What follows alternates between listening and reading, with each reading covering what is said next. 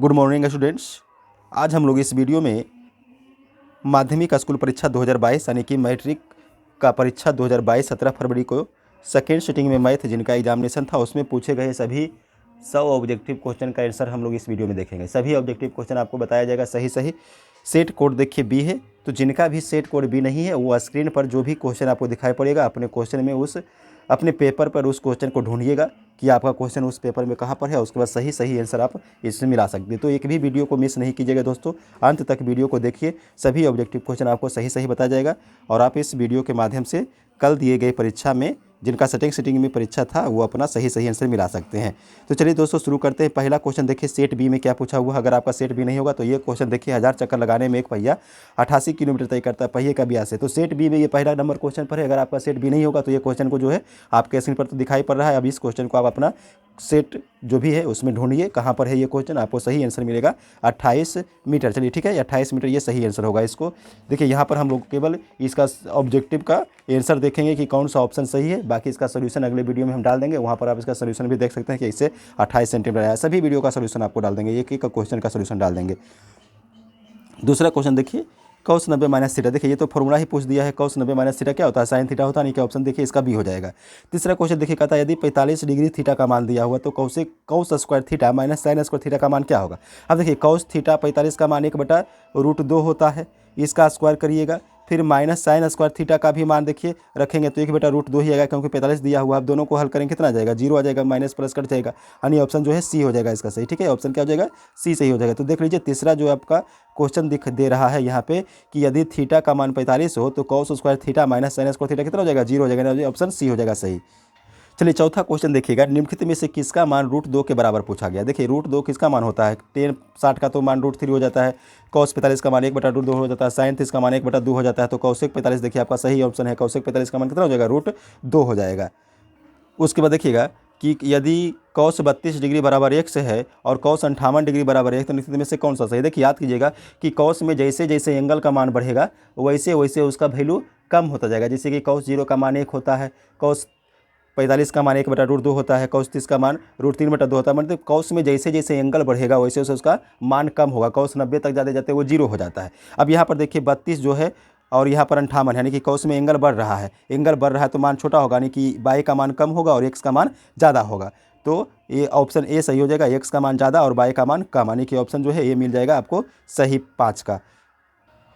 अब देखिए छठा क्वेश्चन में फिर से थीटा का मान 45 दिया हुआ है तो tan square theta plus 1/sin square theta का मान पूछा गया। इसमें मान रख दीजिएगा, tan थीटा का मान कितना होता है, नहीं सॉरी tan 45 का मान 1 होता है तो 1 का स्क्वायर तो 1 ही आ जाएगा, प्लस 1/sin स्क्वायर थीटा को cosec स्क्वायर थीटा करेंगे, 45 का मान √2 होता है, √2 का स्क्वायर कितना हो जाएगा 2, यानी 2 + 1 3 आ जाएगा। यानी ऑप्शन जो है आपका सी हो जाएगा सही। तो 6 का ऑप्शन सी मिलेगा सही।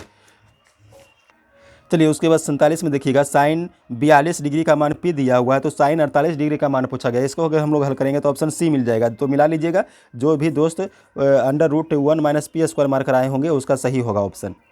चलिए अब यहाँ पर देखिए tan थीटा का मान दिया हुआ 12/5 तो साइन थीटा का मान पूछा हुआ। अब देखिए tan थीटा का मान दिया हुआ नहीं कि ऊपर में जो है लंब है नीचे में आधार है। अब साइन निकालेंगे तो ये लंब बटा कर्ण करना पड़ेगा, तो कर्ण का मान इससे निकालेंगे तो आएगा 13। तो साइन थीटा इक्वल टू हो जाएगा लंब बटा कर्ण यानी कि 12/13, यानी कि ऑप्शन जो कि बी आपका मिल जाएगा सही। तो जो भी 8 का बी ऑप्शन मार्क कराए होंगे उनका सही होगा दोस्तों। चलिए अगला क्वेश्चन देख लीजिए, 9 नंबर में कहता है कि यदि tan थीटा बराबर p/q दिया हुआ है तो आपको p sin theta minus p cos theta बटा p sin theta plus q cos theta का मान निकालना है। अब इसको अगर हम लोग हल करेंगे तो इसका आंसर देखिए आपको डी मिल जाएगा। ठीक है, इसको डी मिलेगा तो जो भी बच्चे डी बना कर आए होंगे उनका सही होगा। केवल यहाँ पर आपको ऑप्शन बताया जा रहा है दोस्तों। इसका अगर सोल्यूशन चाहिए तो आपको सोल्यूशन जो है नीचे डिस्क्रिप्शन में लिंक दिया हुआ, वहाँ से आप पूरा वीडियो का सोल्यूशन ले सकते हैं। चलिए अगला क्वेश्चन देखिए, 1 + cot स्क्वायर थीटा और 1 - cos स्क्वायर थीटा पूछा गया। तो देखिए 1 + cot स्क्वायर थीटा और 1 - cos स्क्वायर थीटा का मान कितना आएगा, 1 आएगा। कितना आएगा, 1 आएगा। अब इसमें देखिए k के किस मान के लिए द्विघात समीकरण ये जो दिया हुआ है द्विघात समीकरण 9x² + 3kx + 4 = 0 का मूल समान है। इसका सही आंसर आएगा ऑप्शन बी +-4। इसको जो है कर लीजिएगा b² - 4ac और दोनों मूल देखिए समान है तो बराबर 0 आएगा। अब इसका वैल्यू करिएगा तो आपको +-4 आ जाएगा आंसर, ऑप्शन बी आ जाएगा आंसर। तो 11 का जो भी बच्चे ऑप्शन बी बनाकर आए होंगे उनका सही होगा। ठीक है, अब इसमें देखिए यदि x माइनस बाई बराबर 6 दिया हुआ है तो x square plus y square बराबर 30 दिया हुआ, तो x इंटू बाई का मान पूछा। इसको हम लोग हल करेंगे तो इसका आंसर देखिए आपको मिलेगा 3 मिलेगा, यानी कि सी मिलेगा। ये a प्लस बी का होल ये A square plus B square minus 2ab करके बनाइएगा, तब आपको ये ऑप्शन सी मिल जाएगा सही। ठीक है, तो 12 का सी हो जाएगा।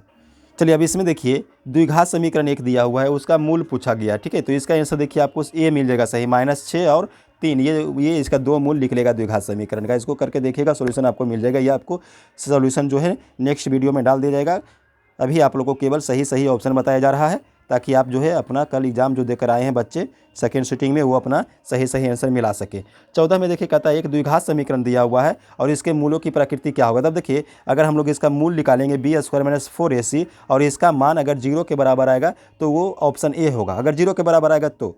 और उसके बाद अगर मान 0 से अधिक आ जाएगा तो उसका मान जो है बी हो जाएगा, और 0 से कम आएगा तो वो सी हो जाएगा। तो इसका जो हम लोग निकालेंगे तो 0 से कम आएगा, माइनस में कुछ करके आंसर आएगा, तो इसका सही आंसर जो है ऑप्शन सी हो जाएगा सही। ये करके आपको बताया जा रहा है, सॉल्यूशन पहले किया हुआ है, इस ख्याल पर यहाँ पर हम लोग इसका आंसर बता रहे हैं। तो ऑप्शन जो है इसका सी, जो भी बच्चे मार्कर आए होंगे आ वास्तविक, उसका सही होगा। ठीक है, तो इसका आंसर क्या हो जाएगा, आ वास्तविक हो जाएगा। में देखिए ये 4 गो समांतर श्रेणी दिया हुआ है, मतलब 4 गो श्रेणी दिया हुआ है, इसमें कौन समांतर श्रेणी में नहीं है, तो इसका सही आंसर देखिए ऑप्शन डी हो जाएगा। ठीक है, तो 15 का ऑप्शन जो भी बच्चे डी बना कर आए होंगे उनका सही होगा। यदि किसी समांतर श्रेणी का यनमा पद देखे दिया हुआ 5 - 3n, तो इसका सारवंतर क्या होगा। इसको अगर हम लोग निकालेंगे तो इसका आंसर देखिए ऑप्शन बी मिलेगा सही। ठीक है, -3 मिलेगा, तो जो भी बच्चे -3 बना कर आए होंगे उनका आंसर सही होगा दोस्तों। इस क्वेश्चन में देखिए कहता है कि 21, 18, 15 ये दिया हुआ है और इसका कौन सा पद शून्य होगा। तो ये इस समांतर श्रेणी में दिया हुआ है, इसका अगर हम लोग निकालेंगे तो 8वां पद आपको शून्य मिलेगा। 8वां पद क्या मिलेगा, शून्य मिलेगा। तो इसका ऑप्शन जो भी बच्चे बी बना कर आए होंगे 17 का, उनका सही। अब इसमें देखिए एक समांतर श्रेणी दिया हुआ है √7, √28, √63, इसका चौथा पद पूछा रहा है। ये 3 पद दिया हुआ, तो चौथा पद जो है √112 होगा, यानी कि ऑप्शन जो भी बच्चे डी बना कर आए होंगे उनका सही होगा दोस्तों। उसके बाद नेक्स्ट क्वेश्चन देखिए 19 में कहता है कि यदि 2/3 फिर ए है फिर 2 है, किसी समांतर श्रेणी के 3 क्रमागत पद है तो ए का मान क्या होगा। देखिए इसमें जो ए दिया हुआ है उसका मान पूछा गया है।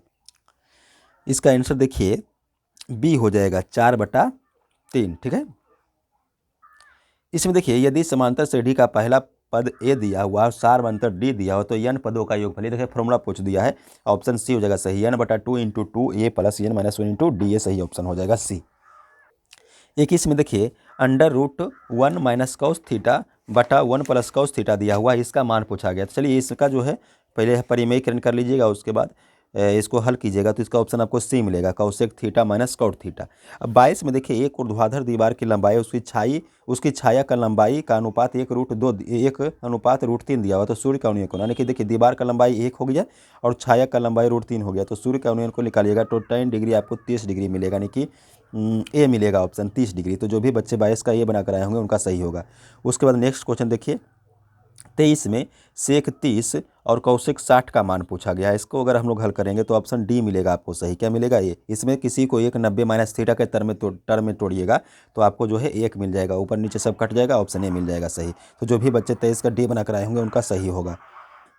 अब 24 में देखिए ये क्वेश्चन दिया हुआ है 2 sin² 63 डिग्री + 1 + 2 sin² 27 डिग्री, और नीचे में दिया हुआ है 3 cos² 17 डिग्री - 2 + 3 cos² 73 डिग्री। इसको हल कीजिएगा तो आपको ऑप्शन डी मिलेगा, 3 मिलेगा सही। ठीक है, इसको भी 90 के टर्म में किसी एक को, या तो इसको भी तोड़ना पड़ेगा, इसको भी तोड़ना पड़ेगा, आप हल कीजिएगा तो आपको आंसर डी मिलेगा, 3 मिलेगा सही। तो जो भी बच्चे 24 का डी बना कर आए होंगे उसका सही होगा। चलिए अब देखिए इसमें 2 क्वेश्चन दिया हुआ है कि यदि कॉस अल्फा प्लस बीटा बराबर 0 है तो साइन अल्फा माइनस बीटा का मान कितना होगा, ये क्वेश्चन पूछा गया। ऑप्शन ए है साइन अल्फा, बी है कॉस अल्फा, सी है साइन 2 अल्फा और डी है कॉस 2 बीटा। आंसर हो जाएगा कॉस 2 बीटा, यानी कि ऑप्शन डी। तो जो भी बच्चे ऑप्शन डी बनाकर आए होंगे उनका सही होगा। अगला क्वेश्चन देखिएगा 26 में कहता है कि बिंदु -2 और -5 का भुज, देखिए भुज किसको कहते हैं, एक्स एक्सिस को कहते हैं, यानी कि ऑप्शन जो है इसका ए हो जाएगा सही, -2। तो जो भी बच्चे 26 का ए बना कर आए होंगे उनका बिल्कुल सही होगा। उसके बाद नेक्स्ट क्वेश्चन देखिए 27 कहता है बाई एक्स अक्ष पर किसी बिंदु का बाई नियामक कितना होगा, 0 होगा, यानी कि ऑप्शन जो है इसका 27 का देखिए सी हो जाएगा सही। ठीक है, एक्स अक्ष पर किसी बिंदु का बाई नियामक कितना होगा, 0 होगा। उसके बाद नेक्स्ट क्वेश्चन देखिए 28 में बिल्कुल इजी क्वेश्चन पूछा हुआ है कि 3 और -4 किस चतुर्थांश में है? द्वितीय चतुर्थांश में। देखिए बिल्कुल ही ऑप्शन बी जो है सही हो जाएगा। अगला क्वेश्चन देखिएगा, ये देखिए एक्स अक्ष से बिंदु 3 और 5 का दूरी पूछा गया है। इसमें देखिए ये जो है ऑप्शन ही गलत लगता है दिया हुआ है, क्योंकि देखिए अक्ष से मूल बिंदु का दूरी अगर आप लोग निकालिएगा तो वो होता है √x² प्लस y²। अब इसको हल अगर हम लोग करेंगे तो 3 का स्क्वायर देखिए 9 होगा और 5 का स्क्वायर 25, यानी कि √34 होना चाहिए। √34 कहीं ऑप्शन में है ही नहीं, तो इसको देख लीजिएगा। चलिए नेक्स्ट क्वेश्चन हम लोग देखते हैं। 30 में देखिए क्या दिया, देखिए यही क्वेश्चन जो 29 में दिया हुआ था उसी का ये फॉर्मूला दिया हुआ कि मूल बिंदु से बिंदु एक्स बाई का दूरी क्या होता है, तो √x² प्लस y², यानी कि ऑप्शन जो है आपका मिलेगा बी सही। ठीक है, उसके बाद नेक्स्ट क्वेश्चन देखिएगा। 31 में कहता है कि भाग एल्गोरिथम ए बराबर BQ प्लस R में ए का मान 37 है, बी का मान 4 है, R का मान 1 है, तो Q कितना होगा? 9 होगा, यानी कि ऑप्शन जो है आपको ए मिलेगा सही। उसके बाद 32 में देखिएगा 156 का अगर अभाज्य गुणनखंड कीजिएगा तो 2 का घातांक कितना आएगा? 2 का घातांक 2 आएगा। ठीक है, इसको तोड़िएगा तो 2 का घातांक 2 आएगा, ऑप्शन यानी कि ए हो जाएगा सही 32 का। उसके बाद देखिए निम्नलिखित में से कौन अपरिमेय संख्या नहीं है, ये पूछा हुआ। देखिए ऑप्शन ए जो है 2 प्लस √3 ये तो अपरिमेय संख्या है, बी भी ऑप्शन जो है 5 माइनस √3 ये भी अपरिमेय संख्या है, सी ऑप्शन जो है √3/5 ये भी अपरिमेय संख्या है। ऑप्शन डी आप देखिएगा, इसको अगर हम लोग काटेंगे तो ये 4 आएगा और 4 का रूट कितना मिलेगा? 2 मिलेगा, यानी कि ऑप्शन जो है आपका डी हो जाएगा सही। ये अपरिमेय संख्या नहीं है, तो जो भी बच्चे डी बना कर आए होंगे 33 का उनका सही है। अब इस क्वेश्चन में देखिए 0.105 का p/2 गुना 5 का रूप कौन सा हो जाएगा? अब इसको अगर हम लोग हल करेंगे तो इसका आंसर आप देखिएगा, आपको मिलेगा ऑप्शन बी 21/2 और 5/2 मिलेगा। ये सही आंसर होगा आपका 34 का बी। उसके बाद नेक्स्ट क्वेश्चन देखिएगा, कौन परिमेय संख्या है, ये पूछा गया है। कौन परिमेय संख्या है, तो ऑप्शन देखिए आपका बी मिल जाएगा सही, क्योंकि देखिए √100 को 10 में तोड़ सकते हैं तो 10 + 10 20 आएगा, यानी 20/1, यानी कि ये परिमेय संख्या हो जाएगा ऑप्शन बी। उसके बाद नेक्स्ट देखिए 36 में पूछा हुआ है निम्नलिखित में से किसका दशमलव प्रसार शांत है? देखिए दशमलव प्रसार उसका शांत होगा जिसका जो है p/q में अगर q का जो है 2 गुना n और 5m का गुणनखंड में टूटता है, तो यहाँ पर जो है 1/16 को तोड़िएगा तो आपका जो है दशमलव प्रसार शांत आ जाएगा, यानी कि 2m और 5m के रूप में ये आ जाएगा, तो ऑप्शन जो है ए मिलेगा सही। ठीक है, ऑप्शन क्या मिलेगा? ए मिलेगा सही। जो नेक्स्ट क्वेश्चन हम लोग देख रहे हैं 36 में कि किसका दशमलव प्रसार शांत है, तो ऑप्शन ए मिलेगा 15/1600, ये सही हो जाएगा। चलिए इस क्वेश्चन में देखिए 2 धन पूर्णांक दिया हुआ ए और बी, और उसका देखिए मासा दिया हुआ लासा दिया हुआ है दोनों गुना, और बटा दिया हुआ दोनों संख्या का गुणनफल, तो 1 के बराबर हो जाएगा, ऑप्शन ए हो जाएगा सही। उसके बाद देखिए निम्नलिखित में से कौन सा युग्म सह अभाज्य है? 18 और 25, यानी कि ऑप्शन बी हो जाएगा सही। तो 38 का जो भी बच्चे बी बना कर आए होंगे उनका सही होगा। नेक्स्ट क्वेश्चन देखिए, कौन सा संख्या यौगिक संख्या है? 4 ऑप्शन है 11, 21, 31 और 41। इसका ऑप्शन देखिए बी हो जाएगा सही 21। कौन सा यौगिक संख्या है? 11, 21, 31 और 41, तो कौन सा हो जाएगा? ऑप्शन बी हो जाएगा सही 21। उसके बाद नेक्स्ट क्वेश्चन देखिए 40 में क्या पूछा गया, कौन अभाज्य संख्या है? कौन अभाज्य संख्या है? 33, 39, 38 और 31, तो इसका सही आंसर होगा ऑप्शन डी 31 जो है वो अभाज्य संख्या होगा। 31 क्या हो जाएगा? अभाज्य संख्या, नहीं ऑप्शन डी। उसके बाद नेक्स्ट क्वेश्चन देखिए 41 में कहता है, यदि बारंबारता सारणी का माध्य 27 है और माध्यिका 33 है तो बहुलक क्या होगा? अब देखिए इसका एक फॉर्मूला आप लोग यूज कीजिएगा, उसके बाद इसका आंसर आपको मिल जाएगा 45। क्या मिल जाएगा? ऑप्शन 45 मिल जाएगा, यानी कि ऑप्शन सी सही मिल जाएगा। ठीक है, असंभव घटना का प्रायिकता पूछा गया। असंभव घटना का प्रायिकता कितना होता है? 0 होता है, यानी कि ऑप्शन सी हो जाएगा सही। उसके बाद नेक्स्ट क्वेश्चन देखिए, अगर पी किसी घटना का प्रायिकता है तो कौन सा सही है? देखिए ऑप्शन सी हो जाएगा सही। ठीक है, ऑप्शन सी सही हो जाएगा 43 का।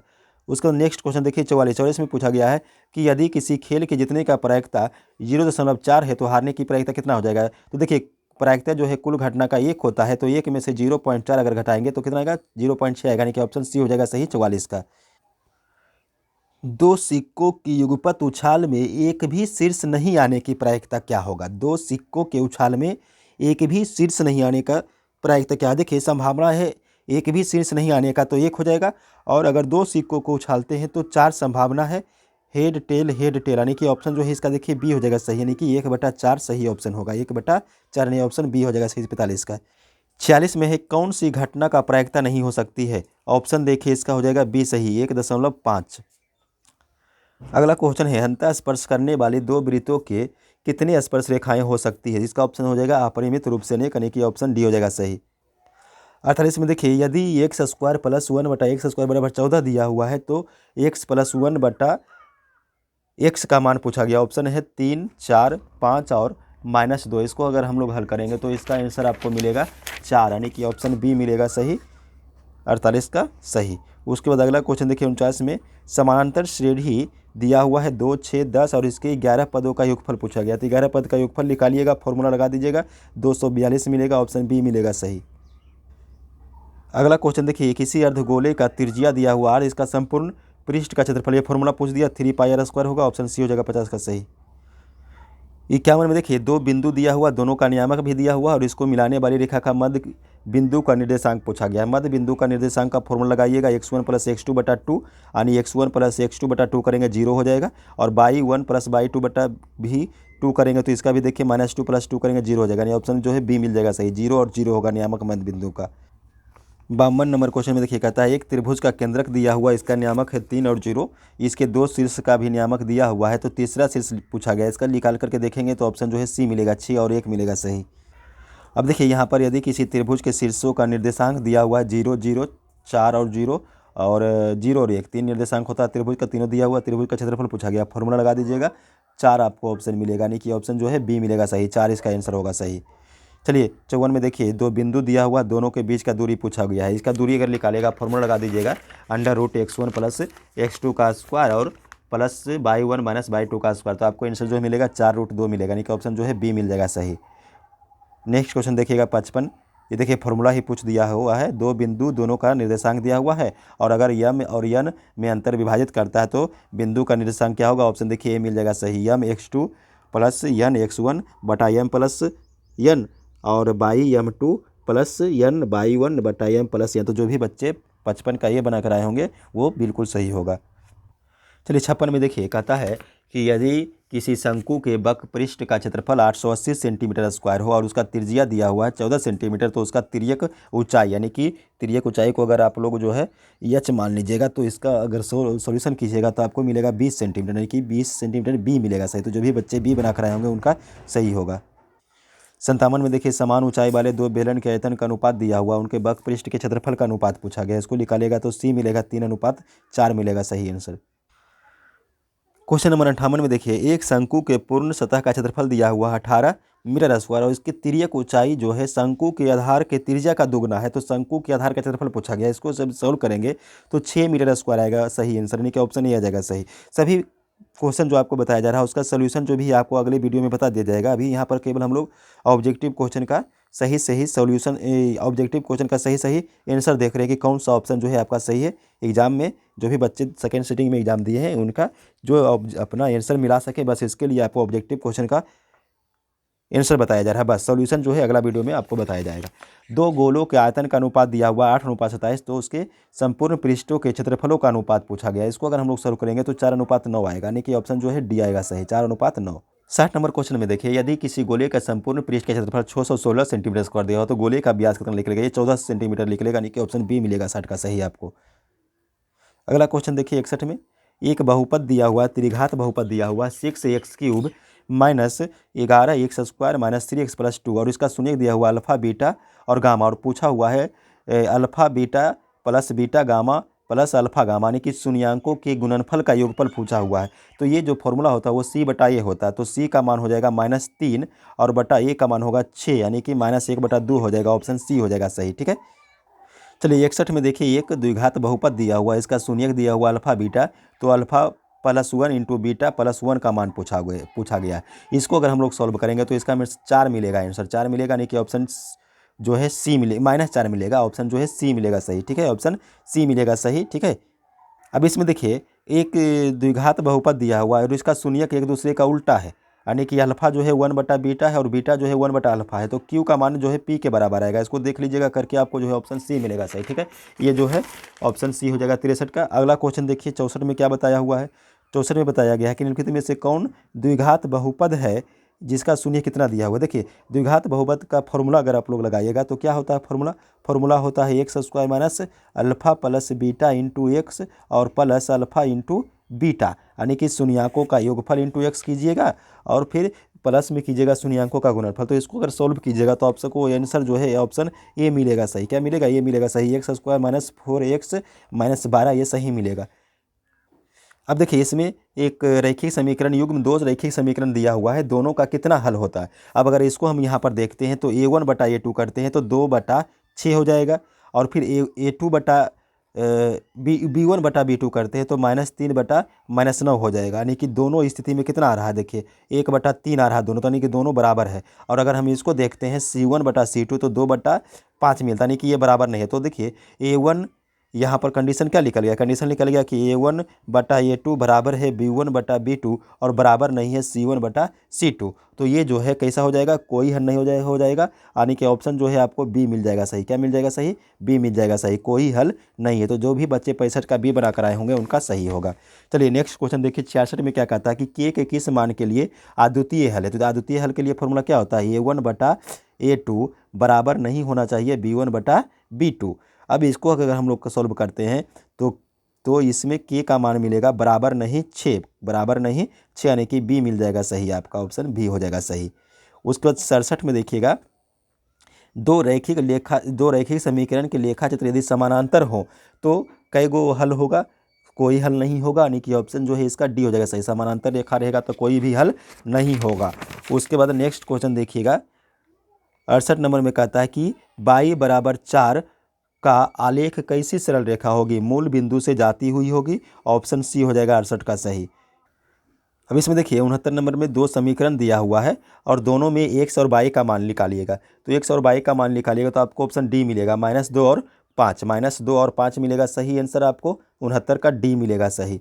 अगला क्वेश्चन देखिएगा 70 में क्या कहता है कि ये देखिए 4 समीकरण दिया हुआ है ABCD में और चारों में द्विघात समीकरण कौन नहीं है ये पूछा गया है। तो ये देखिए ऑप्शन सी जो है वो द्विघात समीकरण नहीं होगा, सी ऑप्शन सही। 71 में देखिए कहता है बाई अक्ष का समीकरण है, बाई अक्ष का समीकरण क्या हो जाएगा, बाई = 0, यानी कि ऑप्शन देखिए इसका बी हो जाएगा सही। उसके बाद नेक्स्ट क्वेश्चन देखिए 72 में पूछा गया है कि दो घन का आयतन का अनुपात इतना है तो उसके पृष्ठ क्षेत्रफल का अनुपात कितना होगा। इसको अगर हम लोग हल करते हैं तो सही आंसर आपको मिलेगा ऑप्शन सी 1:9 मिलेगा। क्या मिलेगा, 1:9 मिलेगा सही 72 का। चलिए 73 नंबर में देखिए, एक गोला जिसका त्रिज्या 2r दिया हुआ है तो इसका आयतन कितना हो जाएगा। देखिए गोला का जो आयतन होता है 4/3 πr³ होता है। अब ये जो त्रिज्या है वो 2r है तो 2 का क्यूब करेंगे तो 8 चौका 32, यानी कि ऑप्शन जो है ये मिल जाएगा सही। क्या मिल जाएगा सही, ए 32 πr³/3। तो जो भी बच्चे ये बना कर आए होंगे उनका सही होगा। देखिए सेट आपको 20 से बताया जा रहा है दोस्तों। अगर आपका सेट बी नहीं है तो देखिए जैसे एक गोला का त्रिज्या 2r है, इसका आयतन क्या होगा, तो सेट बी में ये 73 नंबर पर होगा, लेकिन दूसरे सेट में ये जो है किसी और जगह पर होगा। तो आप लोग जो है स्क्रीन पर दिखाए गए क्वेश्चन को अपने क्वेश्चन पेपर पर ढूंढिए और सही आंसर आपको मिल जाएगा ऑप्शन ए इसका, ठीक है। चलिए नेक्स्ट क्वेश्चन देखिएगा 74 में क्या पूछा हुआ है। ये एक देखिए सारणी दिया हुआ है और इसमें जो है x का मान पूछा हुआ जबकि माध्य x दिया हुआ है। तो अगर इसको हम लोग सॉल्व करेंगे 6, 8, 9 x और 13 ये सब को जोड़िएगा बटा 5 कीजिएगा और बराबर में 10 रखिएगा तो x का मान आपको 14 मिल जाएगा, यानी कि ऑप्शन जो है बी हो जाएगा सही। ऑप्शन क्या हो जाएगा, बी हो जाएगा सही 74, ऑप्शन बी हो जाएगा सही 74 नंबर का 14। चलिए 75 नंबर में देखिए ये एक फिर से सारणी दिया हुआ है, संख्या दिया हुआ है, श्रेणी दिया हुआ है और इसका माध्यिका पूछा गया है। इसका क्या पूछा गया है, माध्यिका पूछा गया है। तो इसका माध्यिका अगर हम लोग निकालते हैं 75 में देखिए ये श्रेणी दिया हुआ है, इसका माध्यिका पूछ रहा है। तो सबसे पहले इसको जो आरोही क्रम में सजा लेंगे और इसका देखिए संख्या 1 2 3 4 5 6 7 8 9 विषम है। तो विषम में अगर n निकालेंगे तो जो विषम संख्या उसमें 1 जोड़कर बटा 2 करेंगे, यानी कि 9 + 1/2 यानी कि 10, पाँचवा संख्या। तो पाँचवा नंबर पर आरोही क्रम में सजाने के बाद आपको 18 मिलेगा, ये ऑप्शन सी मिल जाएगा सही।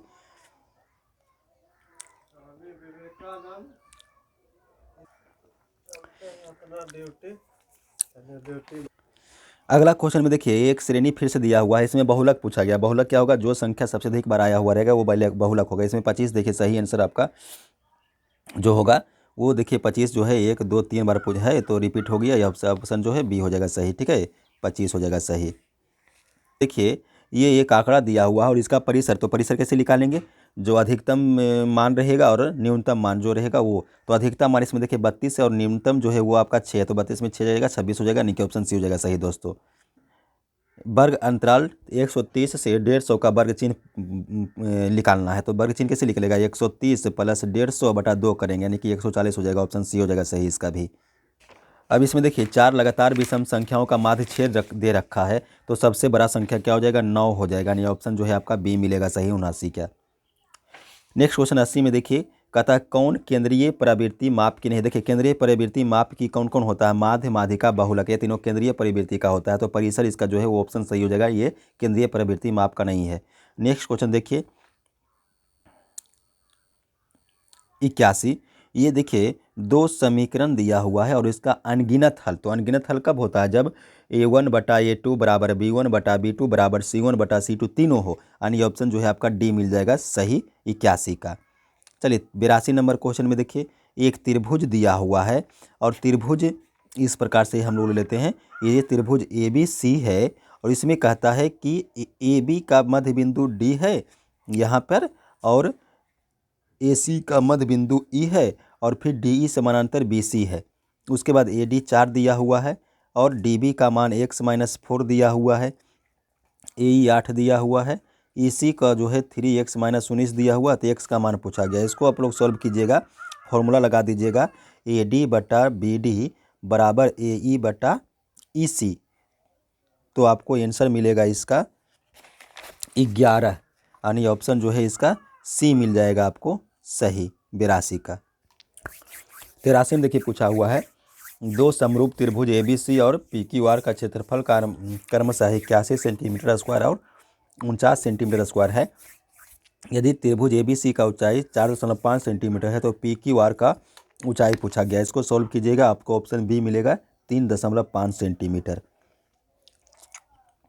एक समचतुर्भुज के विकर्ण 6 सेंटीमीटर और 8 सेंटीमीटर है, तो इसके प्रत्येक भुजान्वित में से किसके बराबर होगा, 5 सेंटीमीटर मिलेगा आपका ऑप्शन सी सही।